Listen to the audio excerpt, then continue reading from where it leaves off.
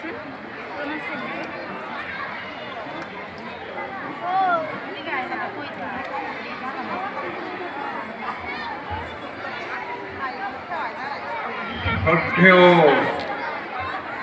দাদা আৰু মাসকল, আজিৰ পৰা 10 বছৰ আগতে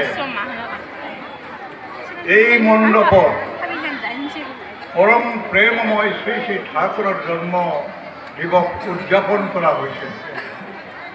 আৰু 10 বছৰ পিছত আকৌ আজি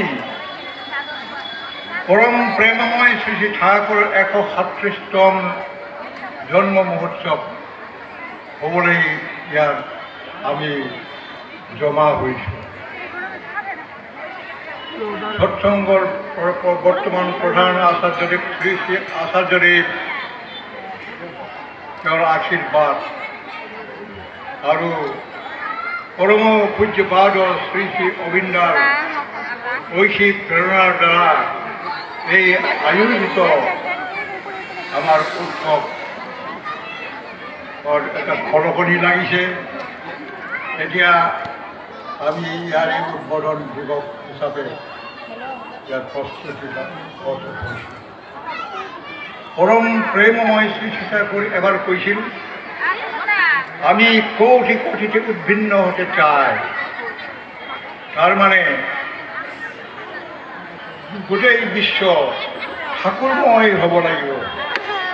আপোনালোকে বিশ্বাস নকৰিব পাৰে, কিন্তু এই কথা এটা বাস্তৱ ৰূপ ল'বলৈ আৰম্ভ কৰিছে। পৰম পূজ্যপাদ শ্ৰী শ্ৰী আচাৰ্যদেৱৰ এটা আশা, এবাৰ কোনে এটা প্ৰসংগত কৈছিল, বিটিয়াৰ সৎসং বিহাৰ হইতে হবে। আপোনালোকে শুনি ভাল পাওঁ। আৰু পৰম প্ৰেমময় শ্ৰী শ্ৰী ঠাকুৰৰ দয়াৰ আমি আজি দেখিবলৈ এইটো হ'বলৈ আৰম্ভ কৰি আছে। গোটেই বৰপেটা ৰ'দ বুলি নহয়, আমি আজিৰ উৎসৱ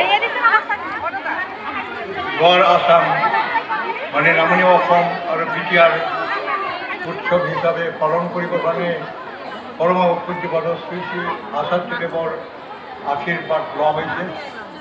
আৰু ইয়াৰ লগতে পৰম পূজ্যপাদ শ্ৰী শ্ৰী অবিন্দাই এতিয়া প্ৰেৰণা আমাক যোগাইছে।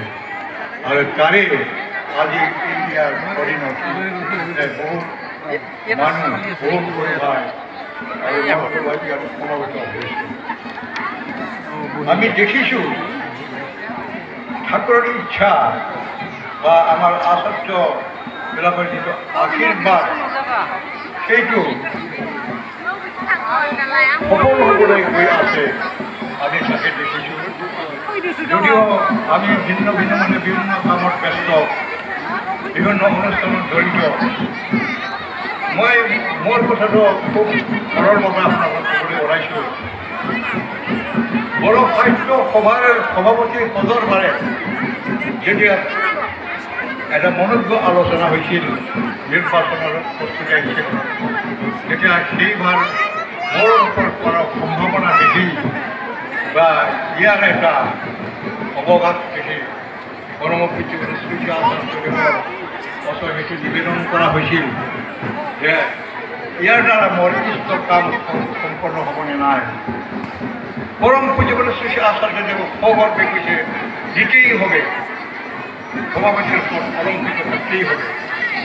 সেই সাহসত মই আগবাঢ়ি আজি বহু ধৰণৰ কাম কাৰ্যত ব্যস্ত হৈ থাকি যেতিয়া মই যিকোনো সভাতে মই উপস্থিত হওঁ, তেতিয়া দেখা পাওঁ যে পৰম প্ৰেমময় শ্ৰী শ্ৰী ঠাকুৰক পৰিৱেশ কৰাৰ যিটো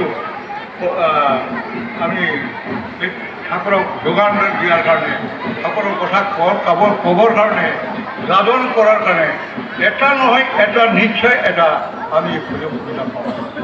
আৰু মই ইয়াত কৈছোঁ, স্বীকাৰ কৰিছোঁ, প্ৰতিটো মিটিঙত, প্ৰতিটো সভাত যদিও সৎসংগৰ দ্বাৰা যায় মানে ডাইৰেক্টলি কোনো আয়োজিত নহয়, তাত মই পৰম প্ৰেমময় শ্ৰী শ্ৰী ঠাকুৰৰ কথা অৱশ্যই মই এবাৰ নহয় কৰি মানুহবিলাক কৈ এয়া মোৰ সুযোগ বুলি মই দাবী কৰিব পাৰিম আৰু তেনেকুৱা ধৰণে প্ৰত্যেক মানুহেই এনেকুৱা ধৰণৰ সুযোগ সুবিধা গ্ৰহণ কৰিব পাৰিম বুলি মানে ঠাকুৰ নাই এনেকুৱা ধৰণৰ কোনো জেগা নাই, ঠাকুৰ নাই এনেকুৱা ধৰণৰ কোনো সময় নাই, ঠাকুৰ মই বিশ্বভ্ৰমণ যদি ঘূৰি আছে পৰম কিছুমানৰ স্মৃতি বৰ্তাৰ গতিকে আমি ইয়াৰ আকৌ মহৎ উদ্দেশ্যেৰে সৎ উদ্দেশ্যেৰে এই বৰপেটা ৰোডৰ এই মণ্ডপত সময় হৈছোঁ একমাত্ৰ ইষ্ট প্ৰতিষ্ঠাৰ কাৰণে।